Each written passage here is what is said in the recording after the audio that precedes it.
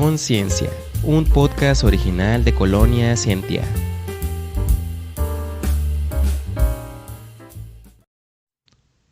Hola, sean bienvenidos una vez más a este podcast.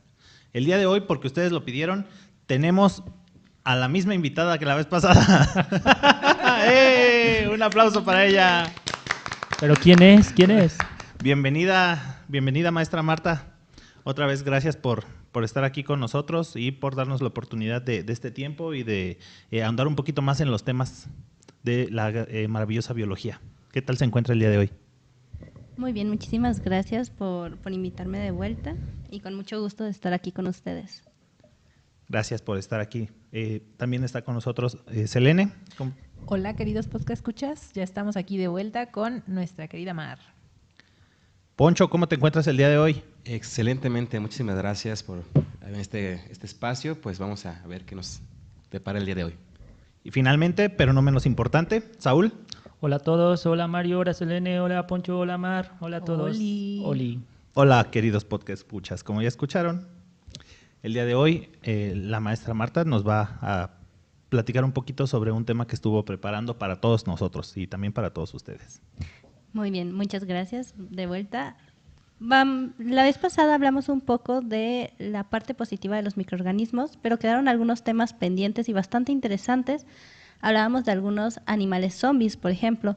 Entonces quedó un poquito al aire la idea de que puede ser un prión, por ejemplo, la enfermedad de las vacas locas que llegan a afectar su comportamiento de una manera bastante curiosa, que inclusive nosotros podemos llegar a contagiarnos y eso nos lleva a algunas enfermedades mentales. Ya se ha reportado justamente eso, ya que afecta al sistema nervioso, entonces termina afectando nuestro comportamiento.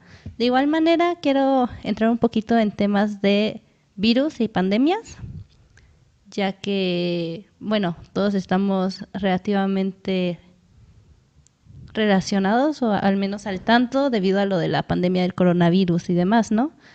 Pero no es la única pandemia que ha sido causada por esto mismo. De igual manera también podemos abordar un poquito qué se hace para evitar eso, qué son las vacunas. Es un poco controversial el tema por todo el movimiento antivacunas, pero es hablar de la importancia de estas mismas. Es un poquito de lo que me gustaría poder discutir el día de hoy con ustedes. Pues si no hay inconveniente y alguien tiene algún comentario, pues te cedemos el micrófono y adelante, te escuchamos. Sí. Muy bien, bueno, vamos a comenzar por ejemplo por la parte de los priones. Los priones son proteínas infecciosas que están mal plegadas. Entonces, ya habíamos mencionado anteriormente cuando hablamos un poco de enzimas que las proteínas son estructuras principales que pueden ser estructurales y pueden también provocar catálisis de ciertas reacciones. No solamente es un conjunto de aminoácidos, sino que van teniendo ciertos plegamientos especiales donde la cadena se va acomodando de una manera específica para que pueda reaccionar con cada sección del metabolismo, por ejemplo, o con cada situación. Entonces, en este caso de los priones, están mal plegadas y llegan y digamos que convencen o de cierta manera modifican a otras proteínas de estar mal plegadas. Y estas se encuentran principalmente en membranas, pero se encuentran mucho en la zona de mielina, en las neuronas. Entonces esto va cambiando el comportamiento. Se dio mucho. Bueno, la enfermedad de las vacas locas básicamente afecta a los bovinos, que causa una degeneración en el cerebro que puede cambiar justo el comportamiento y se sospecha de la transmisión de estos a humanos cuando se puede consumir la carne. Entonces esto ha generado distintos tipos de enfermedades, como puede ser, por ejemplo, la enfermedad de Creutzfeldt-Jakob, o conocida como SJ, para más fácil para los compas. Y básicamente lo que hace es que llega el prión y afecta justo el sistema nervioso y va generando demencia rápida, pérdida de coordinación y movimientos anormales en el cuerpo, al igual que algunas pérdidas de memoria, por ejemplo. Otra enfermedad causada por priones, por ejemplo, es el Kuru, que esta enfermedad fue identificada en una tribu en Papúa Nueva Guinea y básicamente se transmitía a través del canibalismo, ya que presentaban ciertos rituales que consideraban que al comerse carne de otras personas, estaban venerando a algún dios. Entonces, al tener esta carne contaminada y consumirlo, llega a los cerebros humanos y provoca pérdida de coordinación, demencia y temblores. También hay otro tipo de enfermedades priónicas, como puede ser en otros animales, como ovejas y cabras, como puede ser la enfermedad crónica que debilita en ciervos, alces. Entonces, básicamente es otra forma, estábamos hablando también la otra vez de Cordyceps, es otra forma en que, en este caso no es un ente vivo, solo es una proteína, pero puede afectar directamente el comportamiento de una persona en este caso. Volviendo un poquito a Cordyceps, por ejemplo, es un hongo que en general no todos los Cordyceps son malos. Buscando un poquito en la bibliografía encontré que algunos tienen producción de ciertos compuestos que se utilizan en la medicina tradicional, por ejemplo, y de hecho se consumen pensando que vigoriza, por ejemplo, el estado sexual. Sin embargo, pues sí, está principalmente este hongo o esta especie de Cordyceps que genera la manipulación del ciclo, por ejemplo, en hormigas, donde las esporas del hongo entran en contacto con el insecto, dígase una hormiga, una oruga, una abeja, germina y luego invade el cuerpo del insecto, que va utilizando los tejidos como fuente de nutrientes. Después llega a controlar el sistema nervioso y produce ciertos compuestos bioactivos. Uno de ellos son la cordyceptina y algunas otras toxinas que van afectando el sistema nervioso y básicamente se van apoderando un poco de él, y es que empieza a generar este cambio en su comportamiento. Normalmente hace que si todas las hormigas siguen una brecha para llegar, por ejemplo, al hormiguero, vaya la redundancia, abandona la fila, digamos, y lo va llevando, como habíamos mencionado anteriormente, a un lugar más adecuado, a subirse a arbustos, a un punto alto donde pueda después provocar la generación de esporas, crecer adecuadamente el hongo y poder infectar a otros organismos. En particular, esta especie podría ser, por ejemplo, la Ophiocordyceps unilateralis. En biología está mucho el dicho de depende de la especie. Entonces...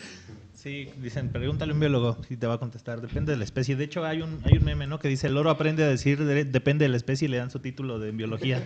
No, es que parecerá broma, pero realmente en biología es muy complicado en ese sentido porque hay mucha variabilidad dependiendo. Hay perfiles, por ejemplo, de caracterización de cualquier cosa, de bacterias, de hongos, de, no sé, hormigas, cualquier organismo grande, y varía mucho entre especies, a lo mejor, hasta el comportamiento. Aquí, querido Poncho. Es lo que pasó con la rana que yo tuve el experimento alguna vez. No he escuchado a lo mejor el podcast pasado, pero es por eso que se nos murió esa pequeña ranita. Se desvivió esa ranita. Se jubiló de la vida. ¿Qué le pasó a esa ranita? Yo te cuento. Resulta que aquí mi niño vio o se enteró que las ranas tenían una capacidad en la cual podían bajar como todo su ritmo cardíaco y todo eso para poder pasar el invierno, entonces que sobrevivían a bajas temperaturas y todo eso. Así como una criogenización. Y pues aquí a nuestro niño se le ocurrió agarrar una rana y meterla al refri. No puede ser. Entonces, pues después de cierto tiempo fue a ver su rana para ver qué tal estaba criogenizada y pues no, estaba jubilada de la vida. Es como en el juego de los encantados, ¿no? Le dijo encantado o congelado también, como decían los niños de antes. No, bueno, cuando jugaban eso, porque que le diera un beso, ¿no? Y se convirtiera en una princesa. Sí, entonces eso lo discutíamos en uno de los podcasts pasados. Es que sí recuerdo, es un Xenopus, pero no estoy segura si es Xenopus librius. Mar, yo tengo una pregunta. Hace mucho tiempo, cuando yo estaba de niño, veía una película donde había no sé si era como una enfermedad, era película de terror, donde las plantas empezaban como a emitir cierta Uy, sustancia y la gente cuando estaba en contacto con esas plantas tenía el instinto de quitarse la vida, ¿no? De atacar a otras personas. Entonces la película iba de que el protagonista y su familia tenían que huir de cierta región para salvarse de esa infección, o de ese mal. Sé o he leído algo de que muchas de las enfermedades o de las pandemias ocurren por zooniosis, si es la palabra correcta.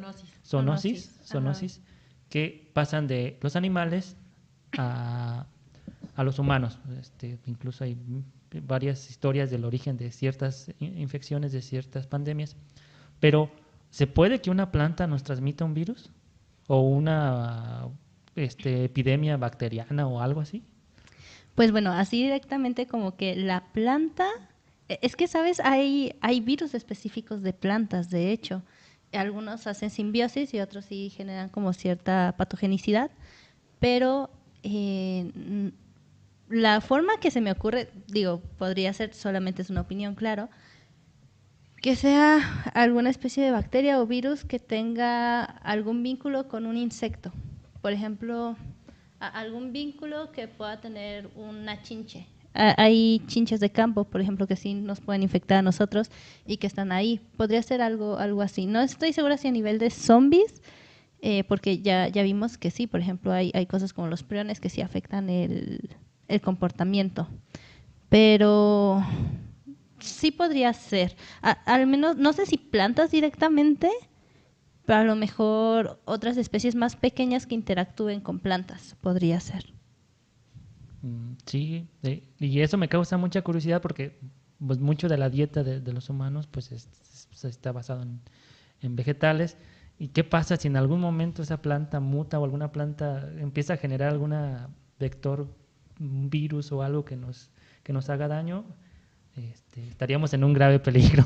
Híjole, es que ahí nos estamos metiendo otra vez con la parte de la cadena trófica, porque digo, no sería completamente directo, pero a lo mejor, digamos, una vaca se consume a esta planta y la vaca se infecta primero, y luego nosotros nos comemos a la vaca y ahí ya puede haber este tipo de consumo. Eso sí se podría llegar a dar a lo mejor. Quiere decir que ser vegetariano es mejor.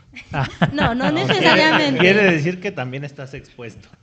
O sea, Sí. puede ser de primera o de segunda generación, pero de que te va a dar la temblorosa, te va a dar la temblorosa.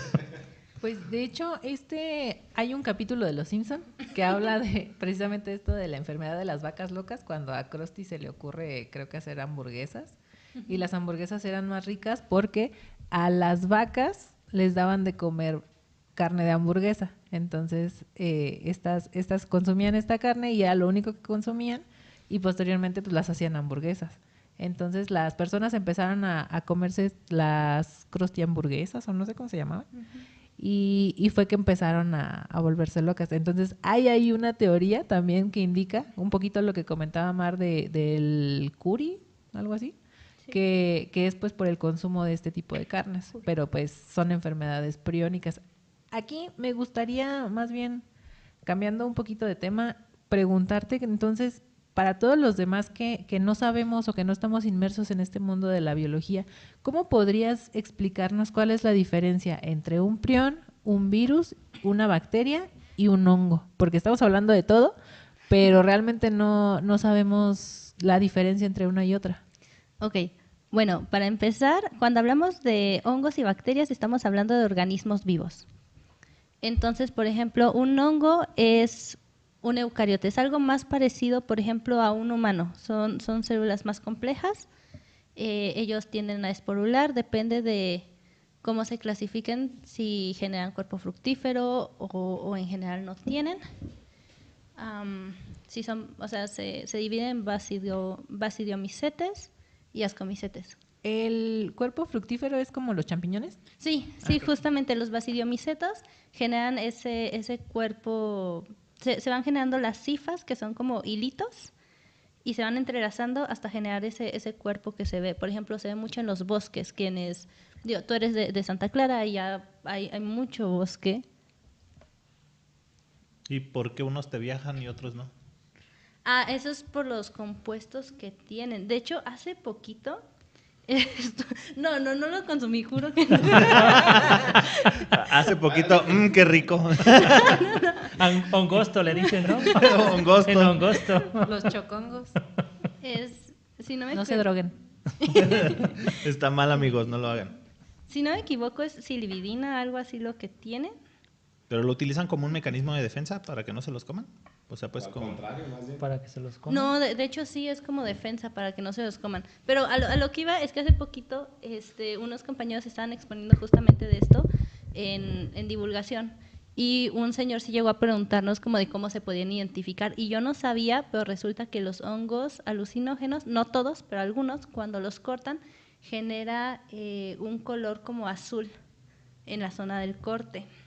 No recuerdo exactamente es por el compuesto justo activo de los hongos alucinógenos. O sea, las cosas azules no se deben comer. En general, en la naturaleza... Depende de la especie. Depende de la Es que- especie. Es que tocas el hongo y empiezas a ver azul. No, Por eso no, dices, no, "Ah, no. sí es No, alucinante". yo pero sí había escuchado en algún lugar que si estás en el bosque y te estás muriendo de hambre, evites comer frutos azules o flores azules porque son las que acostumbran tener sustancias tóxicas. Incluso yo sé que en algunos casos, alguna vez leí que en los hongos, no es la típica historia del tío que se va al cerro a pelear con el diablo. A machetazos. A machetazos. Ese era el abuelo, ¿no? Es porque incluso puede haber tenido una intoxicación por hongos, ¿no? Porque las mismas esporas también llegan a tener algunas causas, ¿no? Hasta donde yo tengo entendido, lo que contienen los hongos alucinógenos son psilovinila, algo así. Sí. Ahorita lo checo bien, pero no son las esporas, sí es la sustancia que tienen. Y básicamente en la naturaleza, psilocina y psilocibina, esos son.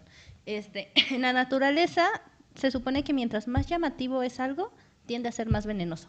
Entonces, si ven algo muy brillante, no tiendan a... Yo vi una rana brillante una vez. Entonces, ya saben, amigos, si ven a alguien muy brillante, tiende a ser venenosa. No, Tóxico, no, O no. venenoso o tóxico. O alguien que les llame mucho la atención. Ah, caray, yo solo pienso en el señor Burns brillando, lo siento, ¿no? Mucho ojo.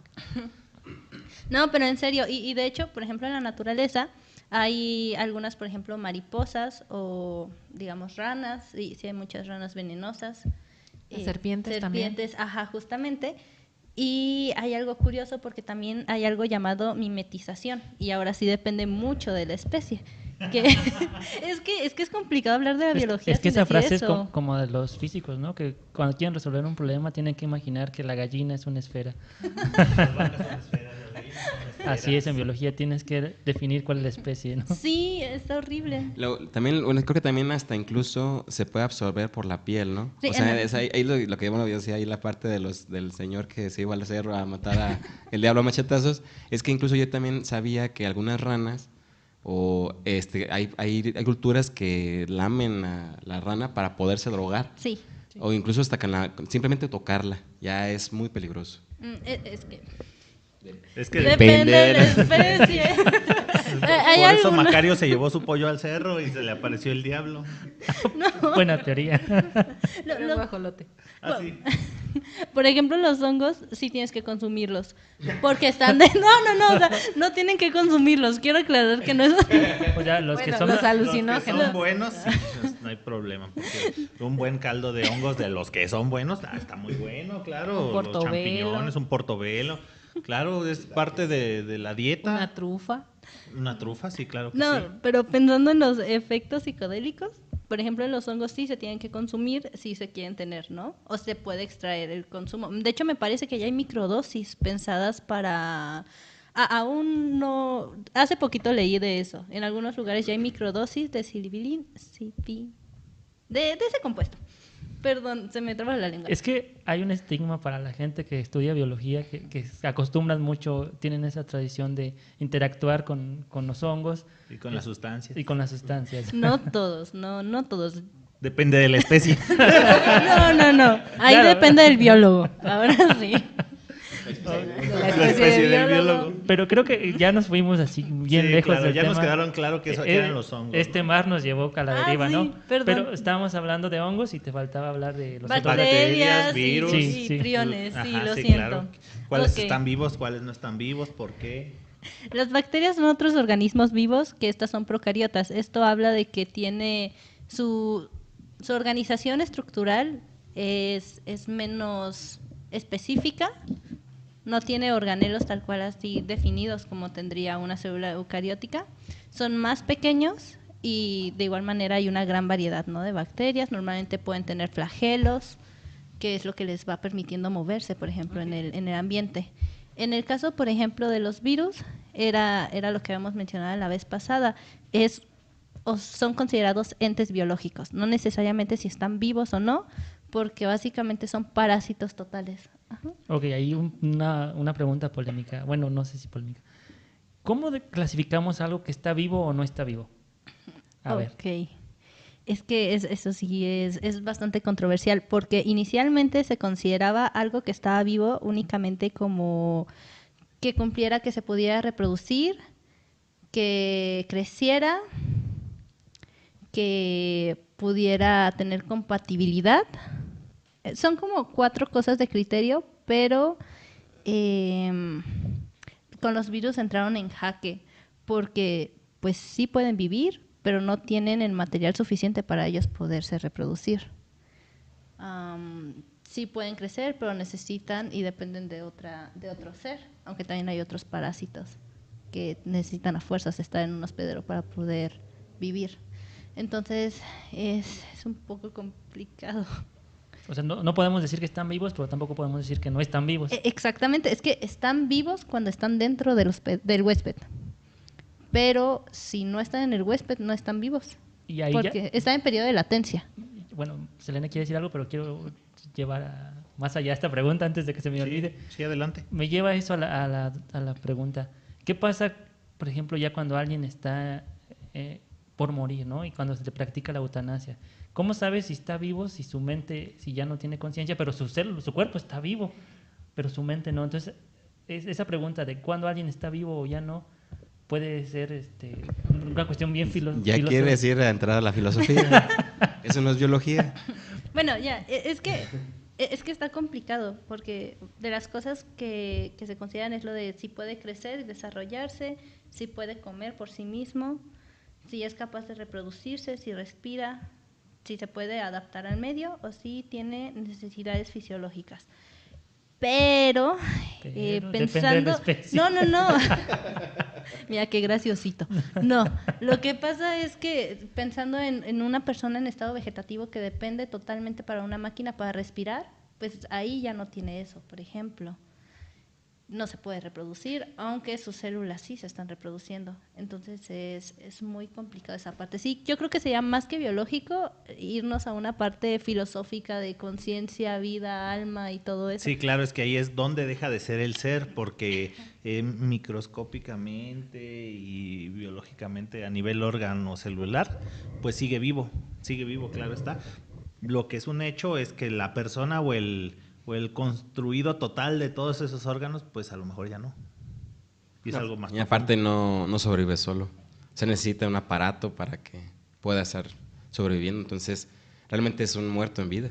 De hecho, porque si esas vamos, está demostrado que después de que termina la suscripción de la vida, una vez que termina la suscripción de la vida, el pelo y las uñas siguen creciendo de cierto tiempo.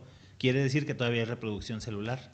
Pero a pesar de que la persona ya no está. Eso también es un poco polémico, porque en algún lugar vi que realmente no es que sigan creciendo, sino que la piel pierde, bueno, la carne pierde humedad, pierde el agua y se empieza a contraer. Entonces lo que tú ves como un crecimiento realmente es la contracción de la piel.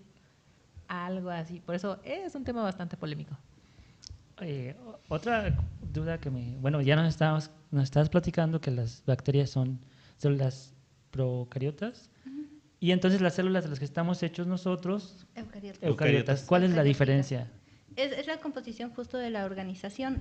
Las procariotas, para empezar, son más pequeñas, no tienen, por ejemplo, su su material genético y todo eso está ahí expuesto en el citoplasma, mientras que, por ejemplo, una célula eucariota ya es más compleja, ya tiene compartimentos específicos donde, por ejemplo, tiene una mitocondria donde se puede llevar a cabo la generación de energía, o tiene núcleo, nucleolo y demás, que una célula procariota no tiene esa complejidad. Y tiene aparato de Golgi. Yo creo que todos nos tocó hacer una maqueta en la secundaria de la célula eucariota y procariota. Justo esa era mi pregunta, le iba a decir a Saúl, oye, ¿qué Gol. no hiciste la maqueta en la, Se en la la hizo- secundaria o en No, la prepa? no, ¿O te Se la hicieron hizo tus su papás? mamá. No, déjenme defiendo. De hecho, me tocó impartir unos cursos de biología básica para nivel prepa o secundaria y abordábamos esos temas que son muy interesantes y que creo que se deben de decir por alguien alguien experto, ¿no? Que sea un biólogo de verdad. Híjole. Así que hay ideas para sus maquetas. Escuchen, amigos. Y entonces, ¿una bacteria puede ser una célula eucariota o no puede ser No, puede? es completamente otra clasificación. Las bacterias son Procariotas. procariotas. Y Ajá. entonces las eucariotas no pueden vivir solas de ninguna manera. Las células No, las eucariotas. procariotas sí. Lo que no puede vivir, ¿sí no? Son los virus, Ajá. los que necesitan a fuerzas de un huésped. O sea, me refiero a, me tomo una célula de mi cuerpo y la dejo ahí, ¿se va a seguir reproduciendo ella sola? ¿O va a morir o qué va a pasar? Se pueden hacer cultivos celulares, no sé si es a donde vaya tu pregunta exactamente, pero por ejemplo, si tú te extraes una parte de tu tejido así tal cual y la dejas así al aire, pues sí se va a morir. O sea, pero Requiere puedo de- cultivar piel, por ejemplo. Sí, Sí, de hecho, actualmente, se hace, de ¿no? hecho, ajá, para estudios, es meternos un poco con la parte de bioética, por ejemplo, para algunos tipos de parásitos obligados que solamente pueden crecer, por ejemplo, en cuerpos humanos y así, o inclusive para probar algunos fármacos, algunas medicinas y así. Una compañía justo trabaja con tricomonas y necesitan cultivos celulares para poder ver cómo afecta directamente a la célula, Sin usarlo en el cuerpo. sin usarlo en el cuerpo. Claro. Sí, de hecho, creo que a nivel de cirugías estéticas o algo por el estilo, también lo que hacen es cultivar, por ejemplo, piel de algún lado de tu cuerpo para que sea biocompatible contigo y la hacen crecer para poder hacerte como el trasplante.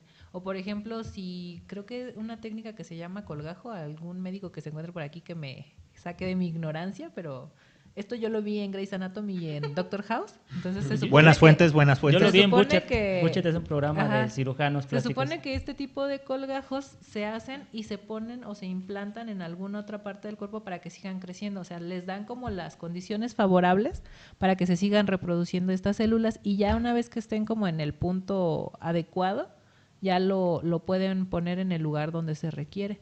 Y de hecho también creo que acabo de ver que hay algunos científicos que quieren hacer cultivos celulares para carne. Entonces, esta carne, pues ya digamos que ya no viene de una fuente animal 100% y pues no gasta como lo mismo que gastaría O sea, un para animal. alimentarnos. Sí, exactamente. Pero de que se puede hacer, se puede hacer. Qué asco. Pero no es tan fácil. O sea, es un poco más complejo. No es como que yo agarro y me quito un tejido, una parte de, no sé, el dedo o algo así y ya pueda crecerlo. Como Deadpool. Yo pensaba un pedacito de piel. O sea, sí. No, Salió más violenta un dedo ahí. Se quita la cabeza, ¿no? no, o sea, un pedacito de piel del dedo. ¿Qué extremistas son ustedes? ¿Alguna vez vieron Dragon Ball? ¿No se acuerdan que Piccolo sí se regeneraba? Ah, sí, Le volvía a crecer el brazo así. pero me es- lo mocho el brazo para que hacer estudios y vuelve a crecer. Algunos reptiles tienen la capacidad Sí, justo de los- soltar la cola. Los y ajolotitos también Sí, tienen justo. una capacidad de regeneración. De hecho, por eso son muy estudiados. Pero ahí nos estamos metiendo con células totipotentes y pluripotentes. Las células totipotentes son aquellas que apenas se están diferenciando, entonces pueden generar cualquier tipo de tejido. ¿Son como las células madre? Sí, justamente, por eso son como... no sé si han visto, chicos, Selene seguramente sí, en muchas ¿En Dr. cremas... House? Yo estaba pensando más en la industria cosmética, que Ah, dicen como crema con células madres, sí. que realmente pues no es así como lo pintan, pero pensando en un cultivo celular, se parte de células totipotentes para poder generar el tejido. Y por ejemplo, nuestras células de la piel de los dedos No, quiero aclarar, ¿no? Ya A está lo mejor diferenciada. Me corto medio dedo, me lo pego y el otro sigue creciendo. No eres un reptil. Ok. Pareces, pero no. No, yo no tengo esa... Reptiliano, por favor. Nada más no sueltes la cola, por favor. Ay, ya, eso ya se puso escabroso. Sí, esto ya subió de nivel. Bueno, Bueno, me llama la atención lo que decían del cultivo de las células bueno, para crecimiento. Cambiando un poquito de tema, sabemos que para las vacunas muchas veces se necesita pues hacer una prueba en pues un montón, una cadena de células, después animales pequeños, roedores y así, hasta llegar a las pruebas en humanos. ¿Es posible hacer pruebas en este tipo de células como a manera de imitación de cómo sería aplicarla en el humano? Mira, para empezar, no es exactamente el área en el que yo me desenvuelvo, pero yo pensaría que no, porque la parte de las vacunas es meterse con el sistema inmune. Entonces, si bien tienes las células en un cultivo, que de hecho ya actualmente hay tejidos hasta de 3 dimensiones, pero no tiene sistema inmune. Entonces, realmente sí se necesitan organismos completos. Y por eso, por ejemplo, se van escalando, ¿no? A ratones, luego a conejos, luego algo más parecido, no sé, un perro, un caballo, y luego ya empiezan las pruebas experimentales con personas. Que para esto es importante que tengan el consentimiento de la persona. Sí, obviamente. Y por eso se les paga pues una cantidad interesante por permitir el uso de fármacos y vacunas experimentales. Hay empresas farmacéuticas que contratan personas para dejarlos hacer experimentos. Yo conocí varios amigos aquí en Morelia, Michoacán, que se les pagaba, se hacía un contrato y les dejaban hacer bioequivalencias. No era para vacunas, pero era para bioequivalencias. Entonces los tenían encerrados. Bueno, no contra su voluntad, pero los tenían como en una clínica. Sí, pues es que son grupos de control, ¿no? Sí, y les administraban el medicamento y ahí hacían pues las pruebas de control, creo que así se llama. Salían con 3 manos. No, pero sí te hacían, bueno, me contaron. ¿Cómo pagó su universidad? Que les hacían saber cuáles eran los posibles efectos secundarios y ellos tenían que firmar su consentimiento. Claro, pero para llegar a este punto ya habían pasado por todo un proceso donde fueron eliminando las malas opciones y se quedaron con lo que era más específico. Por eso volvemos a lo mismo, es como primero ratones y así. Todo se tiene que pasar sí o sí por un comité de bioética y es bastante riguroso. Tienes que justificar cuántos vas a usar, por qué, cómo, cuánto tiempo. De hecho, algo padre de la bioética, y lo vi durante la carrera, aparentemente hay una especie de escala en dolor de ratones. Y todo es de acuerdo a las caritas que vaya poniendo la ratita, viendo si lo estás lastimando mucho o no, y no puedes exceder de cierto nivel. No recuerdo exactamente el nivel, a lo mejor 3 o 4. ¿Qué significa 3 o 4? Que si se queja mucho ya no le puedes hacer No, nada. sí, pues, pero es una escala cualitativa, es una escala cuantitativa. No, es cualitativo, todo es con las expresiones del ratón. O sea, es que tanto en teoría se piensa que está sufriendo el animal. Pero si es macho, obviamente es más intenso. Si es un ratón o hembra, pues es como que más leve por eso. Tienen diferentes umbrales del dolor. umbrales del dolor. Pero sí, esa es una pregunta bastante interesante. ¿Los ratones, tú sabes si tienen diferencia entre si son hembras o machos en esta cuestión del umbral del dolor? La verdad desconozco el dato, pero estaría padre checarlo porque, digo, en humanos sí está marcado eso. Y me imagino que de igual manera al parir, pues probablemente deberían de estar biológicamente, pues sí debe haber algo que les permita soportar, ¿no? Ajá, justo. Wow. Sería de checarlo. Nos salimos un poquito ¿Sí? de tema.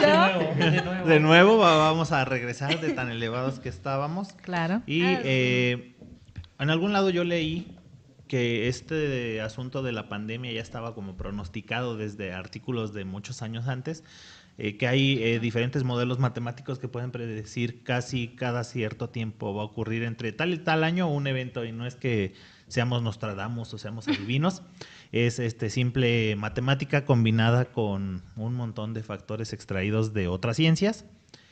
¿Qué nos puedes decir al respecto, hablando de la pandemia y la relación que tiene con la transmisión biológica y el caldo de murciélago?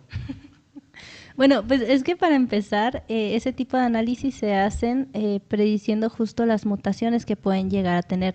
El problema con los virus y por lo cual ha sido causante de tantas pandemias, por ejemplo, a nivel mundial, es su gran facilidad para modificarse.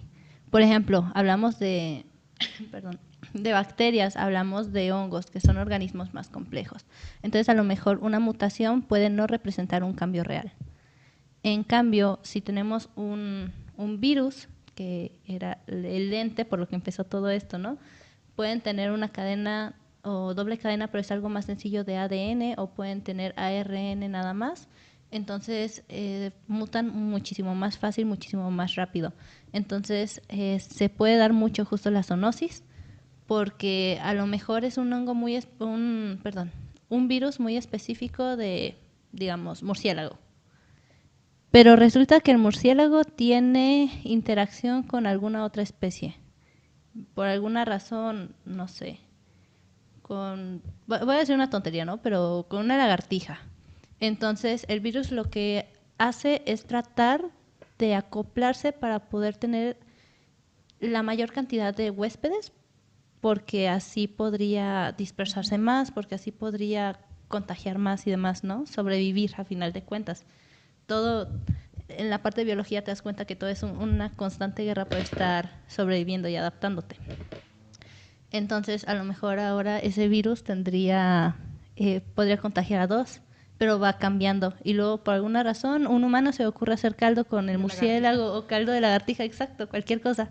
O traerse, también luego es el problema con las especies invasoras, de que uno va a un lugar, no sé, yo estoy aquí y de repente por alguna razón viajo a Australia y se me hace bonito un animal, ahorita ya está más controlado todo, pero antes no, y me lo traigo y resulta que ese animal tiene una enfermedad, entonces esta muta y contagia algo local, pero se van adaptando, entonces eventualmente ya no podemos frenarlo.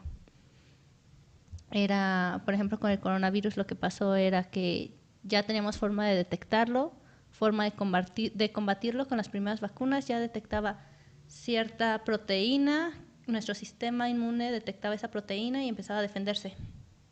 ¿Qué hace el virus? Muta. Va cambiando para que ya no lo puedan detectar. De hecho, ese es el inicio de la película de Contagio. Sí. Yo ahí me surgió una curiosidad ahora que dices eso. Por ejemplo, las enfermedades bacterianas, vamos a pensar. Uh-huh. Sí, son regionales, o sea, por ejemplo, yo que vivo aquí en esta ciudad y mi flora intestinal ya está acostumbrada a la comida que que consumo cotidianamente, pero si me voy a otra ciudad, si me voy al Estado de México, por ejemplo, a la Ciudad de México, y como lo mismo que yo comí aquí, puede ser que me enferme aun cuando me limpie las manos y todo eso, por la diferencia de bacterias, de cosas vivas que hay ahí. Sí, justamente, por ejemplo, creo que todos hemos visto algún caso de, no sé, algún estadounidense que viene de repente a México y empieza a consumir comida aquí y se enferma del estómago y no necesariamente es porque porque esté contaminado o porque el higiene no fue el mejor, sino que es adaptarte a otra microbiota. Dicen por ahí, le cayó la de Moctezuma. Antes sí se consideraban como ciertas enfermedades de regiones, porque por ejemplo cuando habían brotes eran locales. Ahorita como hay tanto movimiento, por ejemplo los camiones, los aviones, cada vez es más fácil poder ir a otros lugares, a otros países, entonces sí se pueden dar este tipo de enfermedades. De hecho, en algunas ocasiones cuando ya hay como alerta, le piden justamente a los que viajan que se queden en el periodo de cuarentena, justo para evitar el contagio, que a lo mejor en esa región no están acostumbrados, a lo mejor en esa región ya la enfermedad estaba erradicada y podría generar un nuevo brote.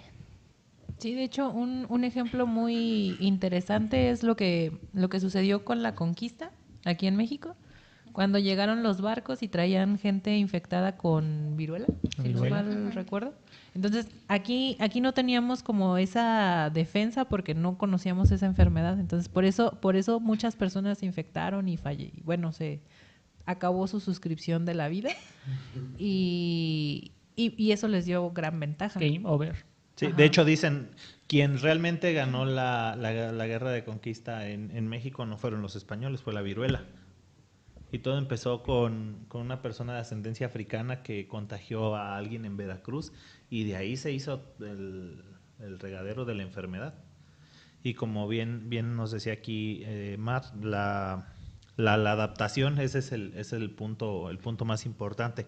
Porque hemos tenido a lo largo de la historia grandes enfermedades de diferente índole quizá, como en su momento fue la peste negra o como fue posteriormente la gripe española. Sí. Y ahora La pues gripe aviar. la gripe aviar. En México recientemente, ¿no? Tú creo que, bueno, yo estaba en la prepa. Como 2012, si no mal Ajá, recuerdo, algo así. No, fue como en 2009, me parece. La influenza Sí. H1N1. 2008, Sí, 2009. claro. Y fue también un tema muy controversial, solamente que ese fue más regional. No hubo tanta esa dispersión mundial que trajo posteriormente el SARS-CoV-2. Hablando de eso, ¿se espera, de acuerdo a modelos matemáticos, alguna otra pandemia? ¿Has escuchado algo al respecto? De lo que he escuchado ahorita es de las superbacterias, que de igual manera es una forma de adaptarse. Ya lo habíamos comentado la otra vez, justo por todos los antibióticos que se encuentran en el ambiente. Las bacterias pueden presentar dos formas de pasarse la información, de madres a hijas, o tienen la transferencia horizontal de genes. Eso significa que si hay una bacteria A y hay una vecina que es bacteria B, que son de diferentes especies o lo que sea, pueden pasarse, digamos, el chismecito o algo así, que sería el plásmido con la Se información. juntan a echar el chal. Sí, más o menos. Y le pasa esa resistencia. Entonces ahí podría ser como esta frase que dicen que si de vecino se pega. Sí, más o menos podría decirse algo así, o como el de dime con quién andas y te diré quién eres. Entonces, un poquito así. También la otra vez estaba viendo un documental y te quiero preguntar eso si es verdad o no, porque realmente fue un documental.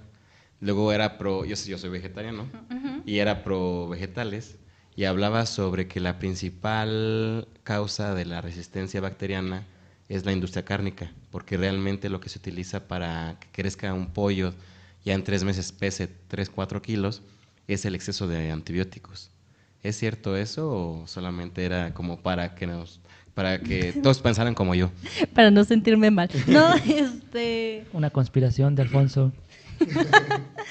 Mira, no creo necesariamente que crezcan por el uso de antibióticos, pero sí se ha visto que se utilizan muchos antibióticos porque no pueden moverse mucho, están muy amontonados y demás.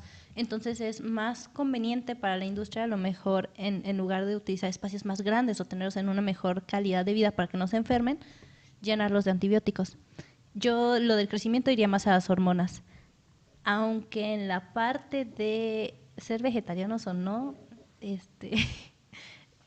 como bióloga y viendo la parte de metabolismo, nosotros estamos hechos para ser omnívoros.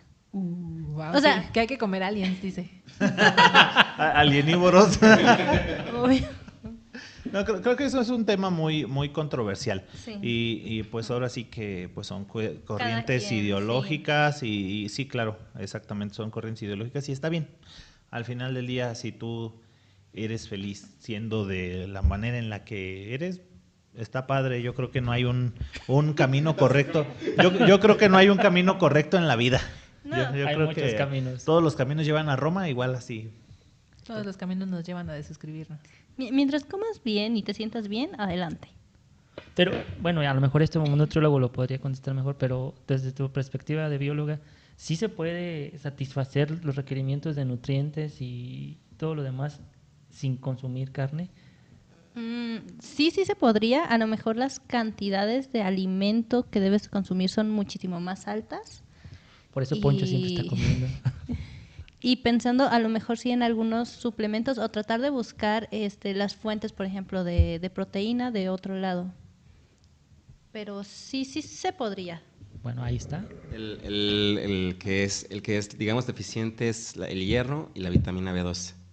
El hierro está en las espinacas, entonces por eso yo... Los frijolitos, ¿no? Y los frijoles, pero los frijoles sin tortilla, porque el calcio, cuando la tortilla, por ejemplo, nosotros que somos mexicanos, Tortilla trae cal. Entonces el calcio inhibe la absorción de hierro. Entonces tiene que ser frijoles con limón o con jitomate. Y por ejemplo, para la cuestión de proteínas, Hay, por ejemplo, cereal con una leguminosa crea una proteína de alta calidad con todos los aminoácidos. Antes se creía que no existían los aminoácidos en las plantas, pero no es cierto. Eso es una mentira que ya, digamos, ya está probado científicamente. Lo que sí, como dice, se tiene que consumir un poquito más y sobre todo suplementar con vitamina B12. Pero eso no solamente los vegetarianos, sino también los carnívoros.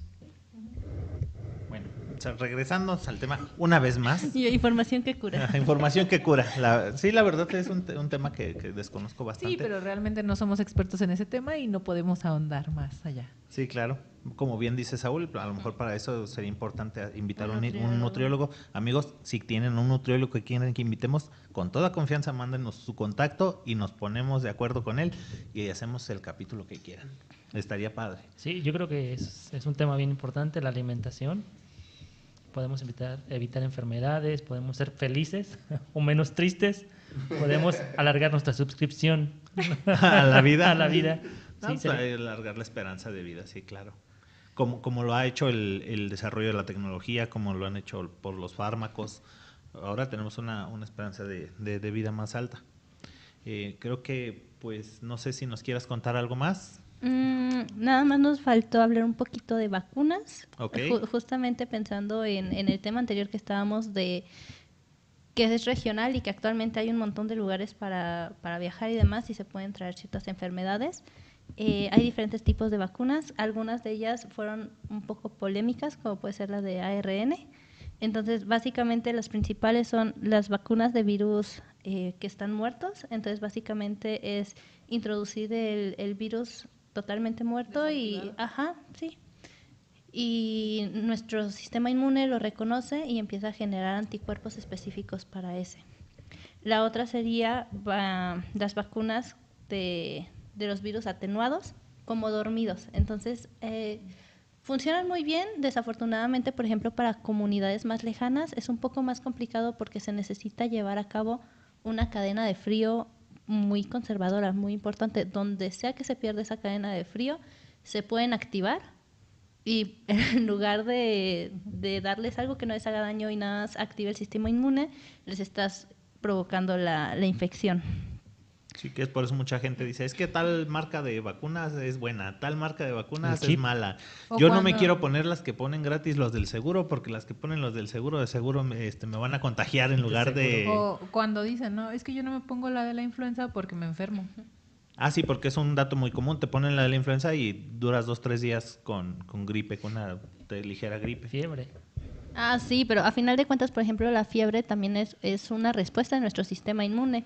Entonces, como el periodo de adaptación y la idea de las vacunas justamente es preventivo. Contrario, por ejemplo, a los antibióticos de, ay, ya me enfermé, ahora sí debo de consumirlo porque pues es lo que lo cura. La vacuna es algo que se pone antes para que el sistema inmune esté entrenado, digamos, como un policía, le dan una foto para identificar contra quién tienen que ir y ya cuando ocurra lo que sea que pase, ya saben ser más eficientes y producir estos anticuerpos. Ahorita que dices, también te quiero preguntar si también alguna vez también leí en un artículo que las vacunas casi ahorita lo que acabas de decir, todas necesitan refrigeración y algunas necesitan una refrigeración mayor. Uh-huh. Y es que la otra vez estaba viendo un artículo que acerca después de la pandemia subieron los índices de dióxido de carbono en el aire gracias al esfuerzo que se hace por la refrigeración. ¿Qué tantas vacunas se utilizan? Digamos, en este caso, las nuevas vacunas requieren mucha refrigeración.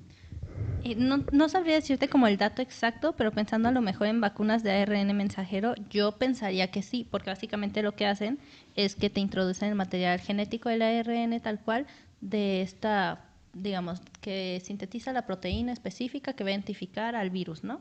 Algo así. Entonces, cuando estamos hablando de ARN, es muy lábil, es muy fácil que se degrade. Entonces sí esperaría que sea un proceso de ultracongelación.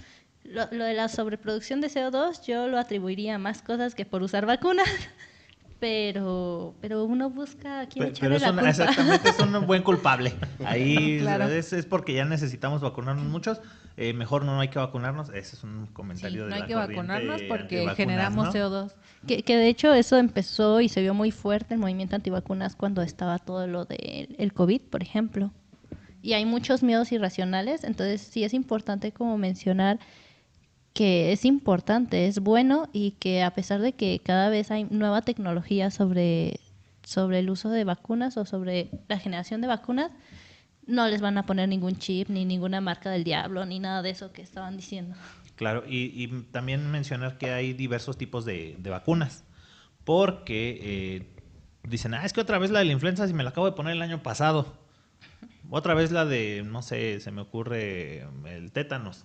Hay vacunas que tienen cierta vigencia, digamos nuestro cuerpo es capaz de reconocerla durante cierto tiempo y posteriormente se les olvida el rostro de esa persona, vamos a pensar en, nos pasaron cartelitos de esa persona que no queremos conocer y que no queremos ver, es como de, le dicen a nuestras células, si la ves, la detienes, pero a los 2-3 años le dice, pues quién era, ya no me acuerdo cómo era, nomás me acuerdo que iba a detener a alguien, Era necesito una célula con TDA. Que me refresquen. Sí, claro, es una célula con TDA. Y hay otras como esta, la de la polio, es la de la polio la vacuna que nos ponen cuando al nacer. La que nos identifica como mexicanos a todos. Ya sé, Sí, justo. la que dice, le juro señor Migra, que sí soy de Estados Unidos. A ver su brazo, joven. No, y además, por ejemplo, hablemos de la gripe estacionaria, algo Ok. así, que también son diferentes vacunas porque hay 2 o 3 variaciones, algo así, de virus que la pueden provocar. Entonces, normalmente la vacuna va hacia las más comunes. Entonces, sí va variando justo dependiendo de la especie. Lo dijo. Lo dijo. Haz lo tuyo. Haz lo tuyo, bióloga. No, Y pues bueno, creo que esto era como de lo más importante. No sé. Sí, no sé si alguien tenga algún comentario final. Me gustaría saber un comentario final de alguno de todos ustedes. Saúl. No, bien interesante estos temas de biología. Ya les decía yo desde el capítulo pasado, a mí me apasiona. Yo me imagino un mundo futurista, utópico, donde, por ejemplo, si perdiste un brazo, te lo puedan construir de nuevo, donde tengan un medicamento para el cáncer, así, ¡paz! Ya, tienes cáncer, toma una pastilla. Como si fuera gripe. Como si fuera gripe, ¿no? Todo eso pues es relacionado con la biología y me encanta y qué gusto que nos hayas compartido algo, aprendimos muchas cosas con tus pláticas. Selene, ¿o algo que nos quieras comentar? Pues igual que Saúl, yo quisiera agradecerte, Mar, por el tiempo que nos has brindado. La verdad me gustaría que este capítulo durara más tiempo porque, como comentan también, es muchísimo el tema. Hay muchísimas cosas que a lo mejor a todos nos interesaría conocer, pero pues te agradezco por lo que nos has comentado y pues quiero decirte que tienes aquí las puertas abiertas para cuando gustes regresar y los invito a todos nuestros queridos podcascuchas a que nos dejen un comentario si les interesa un poquito más de este tema o si quieren algo más o no sé. Sugerencias. Poncho. Pues igualmente, muchísimas gracias, Mar, por estar aquí con nosotros y darnos también una perspectiva completamente diferente a la que todos nosotros aquí tenemos, porque realmente esta cuestión de la biología, yo creo que va hasta más allá de la biología, va más allá de toda la tecnología que podemos hacer y que yo creo que, como dice ahorita a Saúl, acerca de tener un brazo que te salga en adelante, sería bueno, un brazo que te salga después de que te lo cortaron, porque obviamente Quiero tener 3, ¿no? puede ser 3. Yo creo que podemos también pensar en esta cuestión que en ocasiones, ¿cuánta vida vamos a tener nosotros al rato? O sea, tenemos 150 años y ¿cuántos vamos a hacer en el mundo? Y entonces es complicado, es tan complicado como eso y que yo creo que es bien bonito todo lo que nos platicas y que podemos ahondar y que podemos llegar hasta un punto que no hay límite, como es la ciencia. Muchas gracias, Mar. Ese es un tema muy interesante y muy utópico. Creo que... Muy polémico. O sea, es como, ¿qué vamos a hacer? O sea, vamos a hacer, ya somos 8,000 millones de habitantes, acabamos de pasar los 8,000 millones en noviembre del año pasado. Se espera que en 2050 seamos arriba de 9,000 millones y la esperanza de vida cada día es mayor, el avance en la tecnología es mayor, podemos mantenernos durante más años y recuerden que todo es balance. Y alguien me dijo, es que ¿por qué ya no hay agua? Y le dije, pues hay 8,000 millones de bolsitas de agua caminando por el mundo. ¿Qué más agua quieren que esa? No es que el agua se esté perdiendo, es que simplemente anda caminando por ahí. No sé si vieron una referencia cinematográfica o la película de Duna, la 2 o la 1, no recuerdo si es la 1. Entonces es una civilización que vive en el desierto, pero como hay tan poquita agua, reciclan el agua de las bolsas vivientes. Y precisamente es algo con lo que te acabas de meter, ¿no? Entonces, ¿cuánta agua se requiere para mantener una sociedad saludable, viva? Y ese es un problema grande. De hecho, alguien me dijo, es un comentario nada más, que en gran parte la tendencia de la gente en estas nuevas generaciones no quererse reproducir atiende a un cambio de chip fisiológico del cuerpo hacia, ¿sabes qué? Tenemos que meterle un límite a las reproducciones. Pero no a la de Spotify. Tenle play. Qué buen comercial, así es. Escúchenos, amigos, escuchen todos nuestros episodios. Están aquí abajo en el mismo canal los demás episodios para que los escuchen, denos una oportunidad. Y pues yo también agradecerte por tu tiempo, agradecerte por los temas, la verdad que son mucha información, es todo un mundo la biología, hay muchas cosas que hemos aprendido. Dijo el presentador de Dragon Ball, amiguitos, nos hemos divertido y hemos aprendido. Entonces, pues gracias por estar aquí. Recuérdanos otra vez, por favor, tus redes sociales. Ok, pueden encontrarme en Instagram como mar-lisset-24 o pueden encontrarme por mi correo electrónico que es ml.perezmendez@ugto.mx. Así es que ya saben, amigos, ahí se aceptan propuestas de colaboración y cualquier duda, cualquier tema que tengan relacionado a la biología o alguna de las especies. Porque depende de la especie. Pues ahí con ella. Muchas gracias por todo, muchas gracias a todos y nos vemos en uno más de Conciencia. Adiós. Adiós. Bye. Bye. Y recuerden, podcast escuchas, las opiniones de un científico no son ciencia. El shopping no es terapia.